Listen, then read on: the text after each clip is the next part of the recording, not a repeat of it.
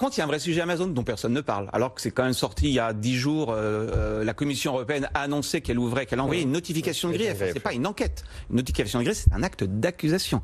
À Amazon, alors Amazon est présumée innocente, hein, donc je vais simplement me contenter de résumer ce qui est dit dans la notification de grief. C'est très intéressant. Amazon, vous le savez, c'est deux activités. C'est un vendeur, un revendeur, mais c'est aussi une place de marché. Fondamentale d'ailleurs pour l'accès des PME qui ne sont pas visibles véritablement sur Internet pour pouvoir vendre leurs produits. On sait que c'est un vecteur assez important de visibilité. Le problème, c'est que Amazon a accès aux données de ces vendeurs tiers. Combien ont-ils vendu du produit, à quel prix, bref, ces données, ce sont des données qui sont non publiques. Amazon peut les voir. Et il n'est pas exclu, en tout cas une étude très intéressante en 2018 d'un économiste de l'université de Harvard a montré, je me contenterai de citer cette étude, je n'accuse pas, cette étude montre que Amazon, lorsqu'elle s'aperçoit que le vendeur tiers finalement vend beaucoup de produits, que ça marche bien, elle lance son propre produit.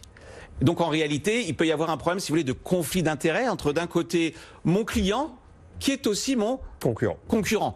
C'est pareil dans la grande distrib avec les MDD. Tout à fait. Alors, les produits de marque. Hein. Tout à fait. La différence dans ce cas-là, c'est qu'elle a accès à des données extrêmement confidentielles, qui sont des données entre le client et le vendeur. Et ensuite, elle peut lancer, par exemple, sa propre marque. N'oublions pas qu'Amazon a sa CMDD, hein, Amazon Basics.